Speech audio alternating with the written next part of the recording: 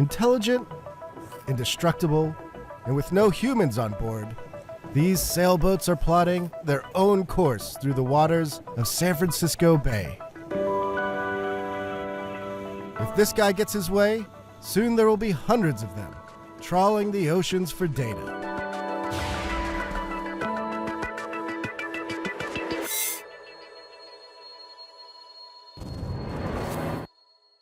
This is Richard Jenkins, and he's someone who likes a challenge. Here he is trying to break the world record for land sailing in 2009. The record stood at 116 miles an hour, which I thought was a kind of a low bar, and I could do it in maybe a year, and it was actually anything but easy. Instead of 1 year, it took Jenkins a decade of toiling in deserts around the world. But break the record he did, clocking just over 126 miles per hour in his own custom-designed vehicle. The next challenge was a nod to Magellan with a modern twist. It occurred to me that nothing has ever gone around the world unmanned, and it's kind of one of the last great records to get. So Jenkins set out to build a robotic sailboat capable of circumnavigating the globe. In 2013, he sent the world's first unmanned vessel across an ocean, going from San Francisco to Hawaii. We actually called it the Honey Badger because, it doesn't give a shit, it just plows through anything. And somewhere, amidst all that, he found time to start a new business.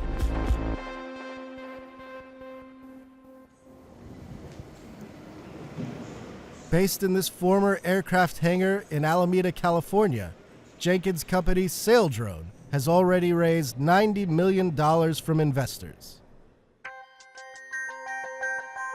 And here's what's got those venture capitalists so excited: a 20-strong fleet of autonomous, seaworthy drones. Who put the shark faces on them? That was me last weekend. I just freehanded that. Powered only by the wind and sun, these GPS-guided bots can survive at sea for months at a time. Bristling with sensors, scientific equipment, and cameras, they beam back real-time data and images via satellite from the ocean's surface. These two vehicles are on their way back from a 7, almost 8-month voyage, Okay. roughly 10,000 miles. Where did they go? Down to the Equatorial Pacific, studying El Nino effects on the equator. Right. You want to know what it looks like? Is this the camera view? Yeah, or? this is a real-time camera view. And there it is. That's a picture from Equatorial Pacific right Nice now. and sunny? It's always sunny. Yeah. It's always sunny down there.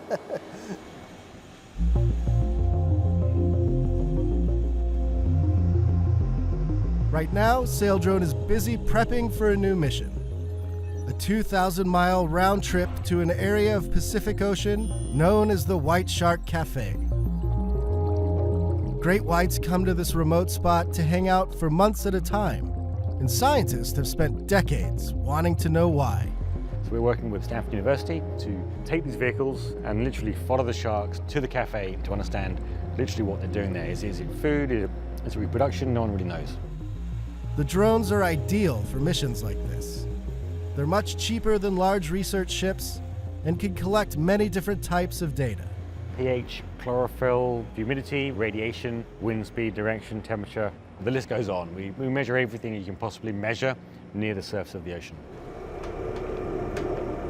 And data like this sheds light on something that affects everyone: the weather. There really is infinite use for more accurate weather and climate data. So the big focus for us this year is deploying drones into the hurricane field to actually find out how strong they're going to be and where they're going to land. And the impacts of that information is huge. So for insurance risk, financial markets, and then for people's safety. On an unmanned craft, hurricane-force winds would shred a conventional sail. So instead, the drones harness the wind using the hard, vertical wing adapted from Jenkins' land sailing days. When wind passes over an airplane wing, it produces lift.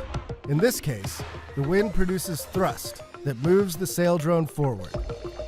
Jenkins invented a tail with a small adjustable tab to control this force.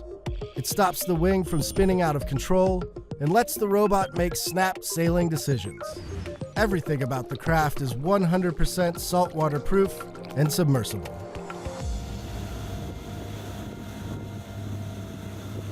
Today I'm hitching a ride to see Rich deploy 2 of his drones to the White Shark Cafe. There's not much wind, so they're given a tow into San Francisco Bay before being released.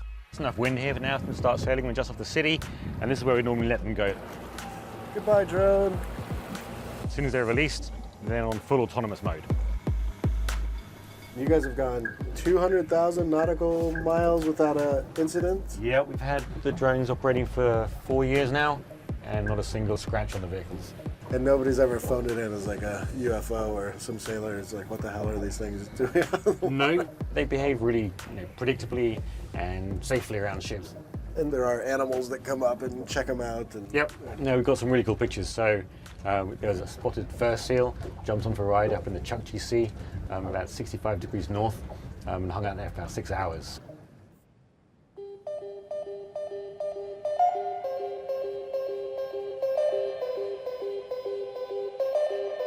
These drones have a 2-week journey ahead of them before they make their shark rendezvous. And soon, they'll be part of an even bigger fleet. We want to get 1,000 drones within 3 to 4 years. And that gives us full global coverage, so we have as much or better data from the oceans that we currently have from the land, and that will transform our understanding of our planet.